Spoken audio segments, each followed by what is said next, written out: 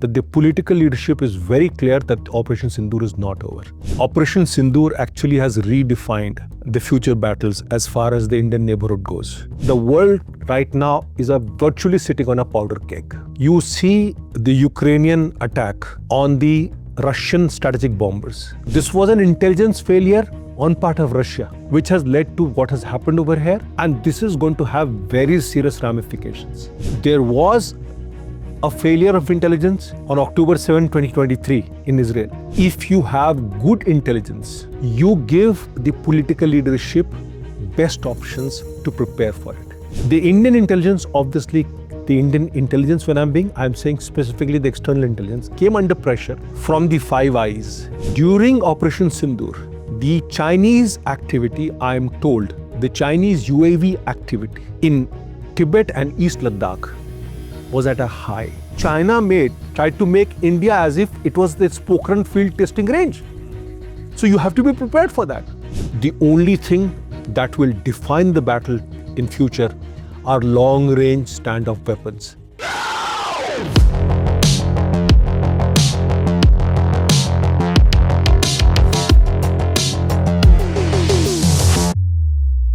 Hello and welcome. I'm Abhishek Singh. You're watching the Hindustan Times. Now, the kinetic war between India and Pakistan has come to a halt. It is time to discuss the insights and talk about some of the key lessons. While nobody wants it, this will help us understand what the future conflict between India and Pakistan may look like. And to do that, I'm joined by my senior colleague, Mr. Shishir Gupta, Executive Editor, Hindustan Times. Good morning, sir. So, sir, the kinetic phase of the war is over between India and Pakistan. And there are several things which I'd like to talk about. But let's start by talking about what kicked off, what happened between 6th and 7th, so the intervening night between India and Pakistan. When you look at Pahalgam now that, we're not talking about war as such anymore, what are some of the lessons that we can draw from what happened in Pahalgam? Abhishek, first of all, Operation Sindoor is not yet over. And there is a reason why the political leadership is very clear that Operation Sindoor is not over, is because it wants to get reminded of what has happened in Pahalgam or what had happened in Pahalgam. Right? The world, the Pakistanis will jump saying that they scored a victory. The world wants you to forget Pahalgam and say, okay, move on forward. So, you have people who will talk about kinetic this, kinetic that. But the fact remains is that the political leadership is very clear that Operation Sindoor is not over. It essentially wants you to bring the focus back that terrorism and the Indian response to terrorism emanating from Pakistan, they have not forgotten that. Now, to understand what has really happened, there is a much bigger picture that is right now floating ahead, which will make you understand better. Sure. You see, the world right now is virtually sitting on a powder keg.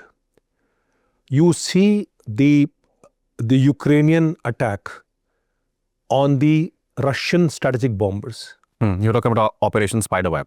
Well, Operation Spiderweb may be a brilliant exercise that the Ukrainians have achieved. But there is a much larger picture in that. Right. The larger picture in that is that between the two superpowers or the erstwhile superpowers, there was a pact which said that you will keep your nuclear assets observable. Right. And that is why these bombers were kept not in the bunkers, not in the blast pens, to ensure that the other side would know that there would not be any surprise attack. Right. Ukraine has virtually broken that pact. So you will now see the strategic assets going into blast pens, going into bunkers. And that is not good for the world. Right. So this was an intelligence failure on part of Russia, which has led to what has happened over here. And this is going to have very serious ramifications. Right. Very serious ramifications. Now the world was trying to teach us about nuclear war with Pakistan. Look what the world has done over there, what Europe has done over there. Second thing, there was a failure of intelligence on October 7, 2023 in Israel.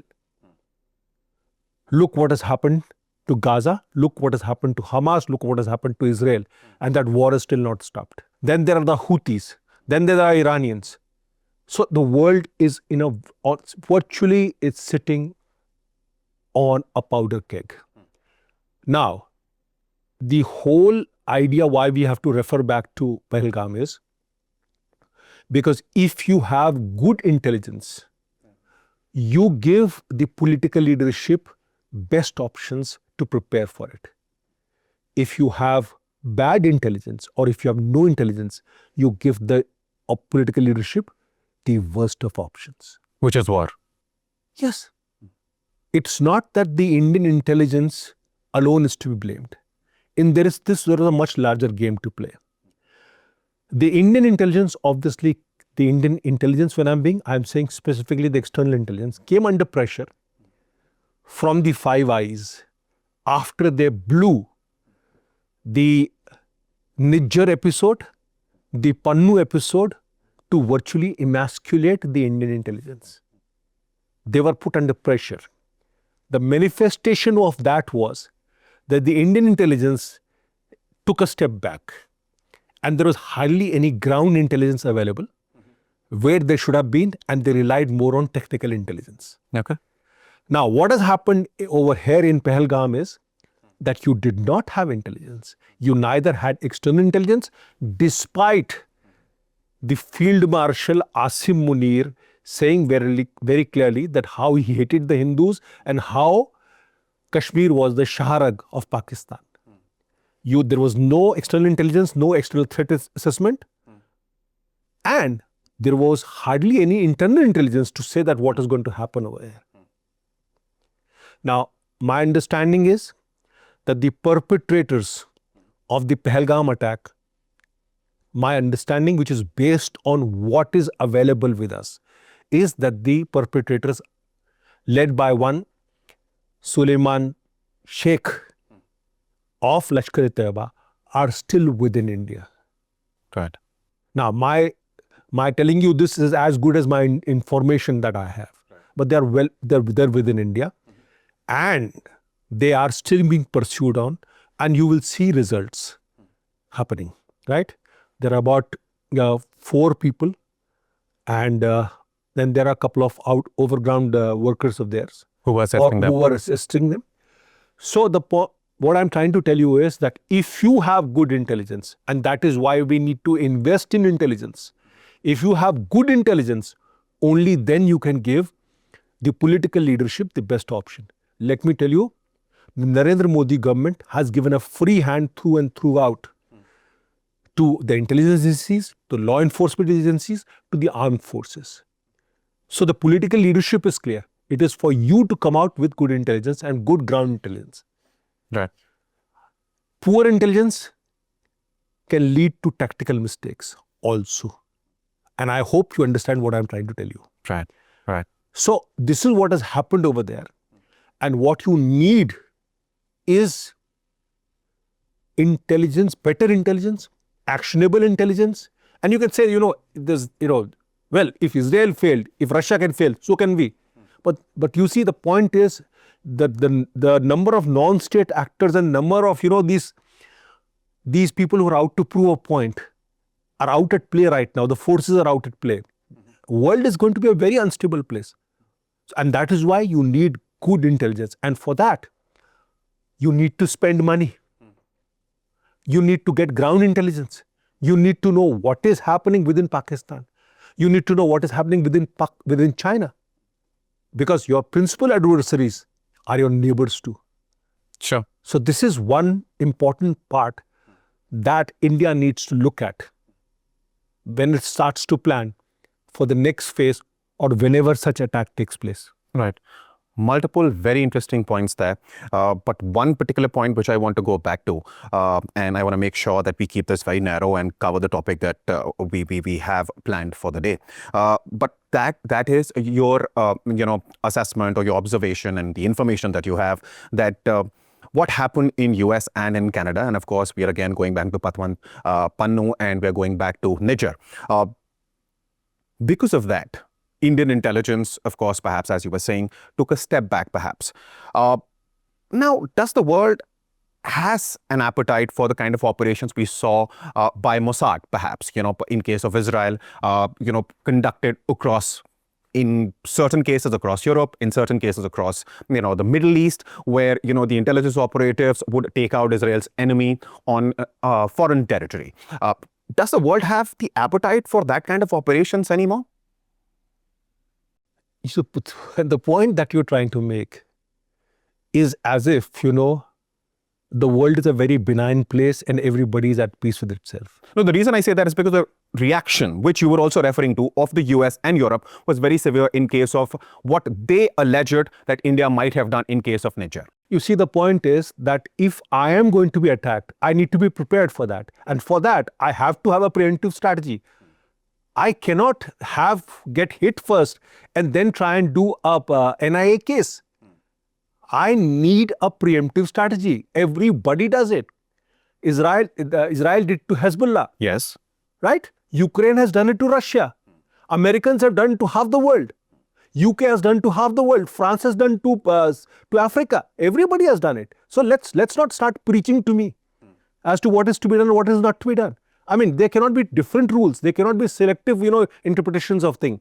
You see, if you're going to attack me, I have to be prepared for it. I have to do preemption, otherwise I'll get hit and I'll bleed. And we bled in Pahalgam. Didn't you see that? Of course. So that's what it is.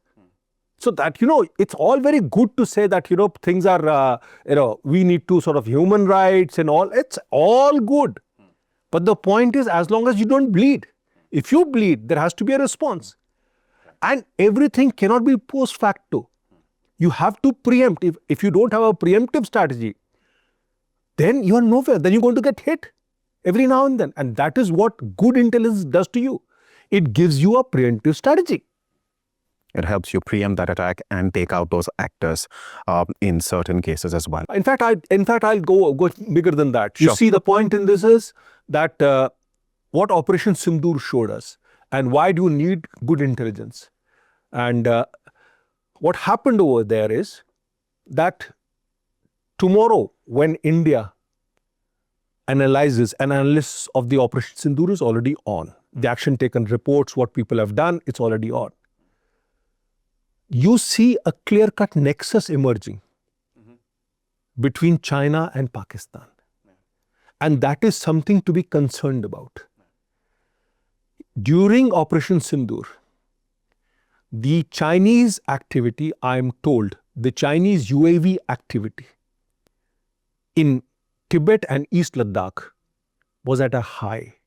They were noting down our movements, and definitely they were trying to tell the Pakistanis that if there was any movement of our troops from East Ladakh to the western borders, there was Chinese help to Pakistan in air tactics, in what is called cooperative targeting.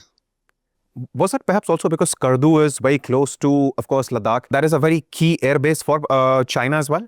See, Skardu cannot be a key airbase. It's a forward base. Yeah. It can have radars, but it cannot be an airbase because it is just 70 kilometers from Kargil. Yeah. So in first shot, the airbase will be taken apart. Right. So that's not the point. The point is that what you have seen is that China not only provided intelligence, China provided tactics, China provided equipment. Yes. The Chinese radars were there, the Chinese standoff weapons were there, the Chinese standoff missiles were there, the Chinese rockets were there, the Chinese drones were there. What more do you want? So if tomorrow you have to be prepared for an Operation Sindoor like an operation, you'll have to look at this two front. And for that, again, we come back, you need better intelligence in China. Right. You need to know what's happening over there. So what has happened is even the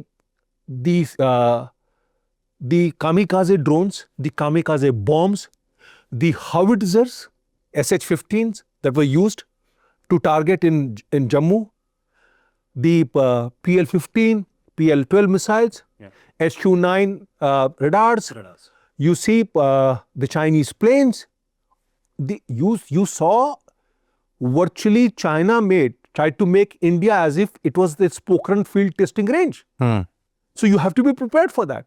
And for that, you have to have deeper insight into what is happening in Pakistan and deeper insight what is happening into China. You cannot say that, listen, it's very difficult to operate over there.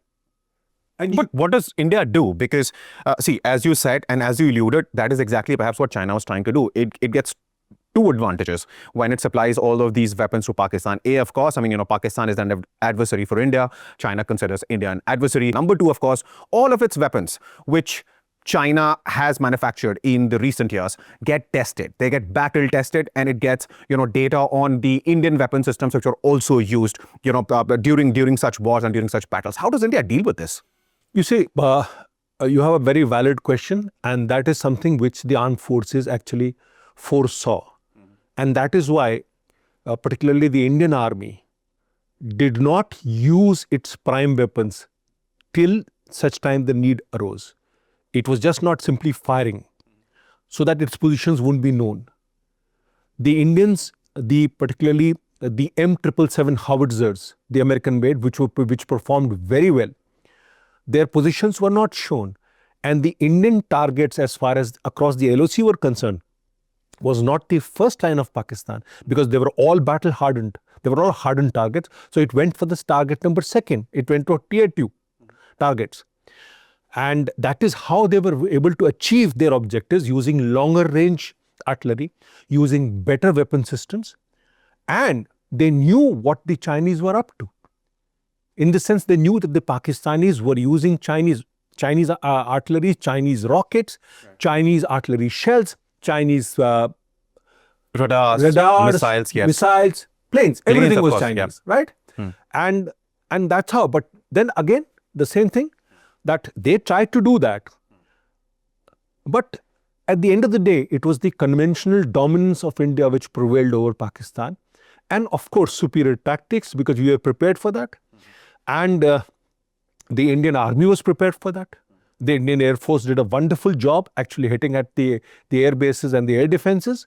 The Indian Navy provided that backing so that, half of Pakistan's, air assets and this were actually looking towards the Indian Navy. So it provided a good diversion, a strategic deception for that.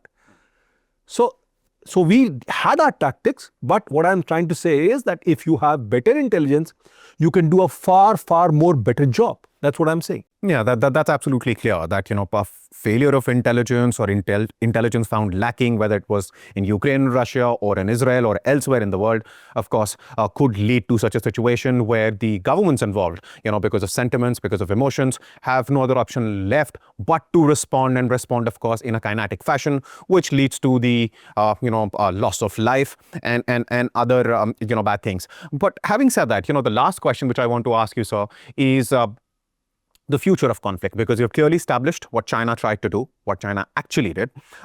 India's neighborhood is not a very friendly one. I mean, if you look at what's happening in Bangladesh, Pakistan, of course, and then there is China. So India is not in a sweet spot. India is in a difficult spot, right? So future conflict, given the lessons that we know now, they're on the table, they're being discussed. What will the future of conflict between, let's say, India and Pakistan will look like? Because as a matter of fact, Operation Sindoor has just been put on pause in the sense that the kinetic exchange has been put on pause, but Operation Sindoor is still in play. Operation Sindoor actually has redefined the future battles as far as the Indian neighborhood goes. It has actually redefined the battles for the world itself. What has happened is that, first of all, that neither of the air forces crossed the international border. Second thing was, the two air forces remained well behind the surface-to-air missile envelope of both sides. Third is that they remained well behind the radars which were integrated with the surface-to-air missile network. So essentially what you saw were two air defense walls on both sides of the international border, where the air forces could not operate on the other side, but could only target through rockets and missiles. Right. Now, in such a scenario, the only thing that works is long-range missiles. The only thing that will define the battle in future are long-range standoff weapons. Because let me tell you something very clearly. We talk about, this whole thing about the armies going across the border. We have these fantastic images after seeing video games and after talking to these great think tanks abroad, talking about kinetic energy, potential energy, this energy, that energy. With the Air Force not being able to operate through manned systems, the future is unmanned combat air systems. The future is not manned systems, because you will be shot down out of the sky. The future cannot be the Indian Army, I'm just giving an example, Sure. will need to operate in a scenario where it does not have aircraft dominance on top of its head. If it is not there, it is vulnerable to missiles. It is vulnerable to unarmed combat air systems. It is vulnerable to swarm drone attacks. So all that air-land battle concept, which we learned from commando magazines and comics, it's all gone. What you're looking at is pure standoff weapons. You need to have longer range missiles. You need to have precision guided missiles. You need to have swarm drones that can evade, because of its multiple numbers, the air defense systems. You need to have systems, armed drones which can go inside and be sacrificed and be, at the end of the day, kamikaze drones. So the entire scenario of war has changed. Okay?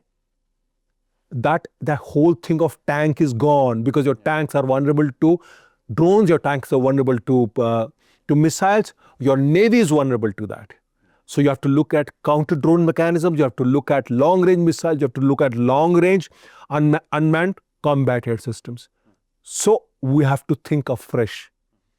We have to think of something better than BrahMos that we operated. We have to think better than Scalp that we operated. We have to think better than Rampage we operated. We have to think better than all the missiles that were done. Because Pakistan, under Field Marshal Asim Munir, who is now the all-powerful man, he's senior now to his own air chief, his navy chief. So everybody has nothing else but to listen to him for whatever he's done. So he's going to buy from everybody. He's going to buy from China, he's going to buy from Turkey, while here we'll be stuck with the procurement process. We'll be stuck with, with various bureaucratic processes, which are typical in any democracy.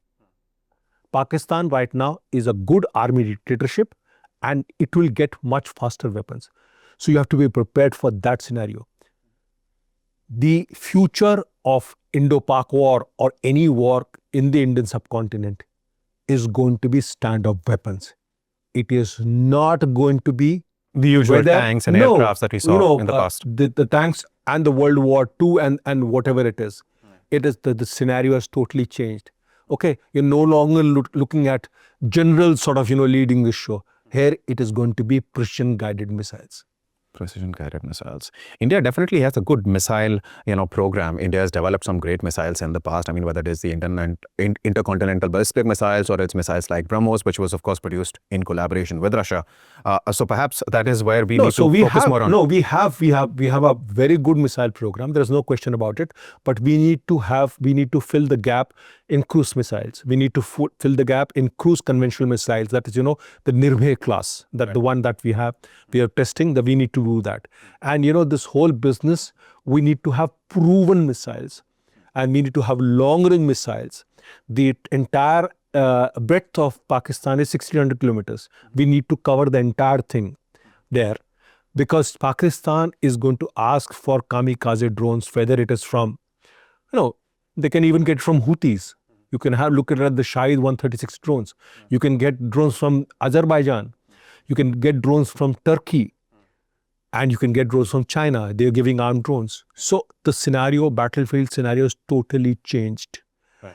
And for that, you need to have a very hard force backed with very strong intelligence. This is the only answer to the question.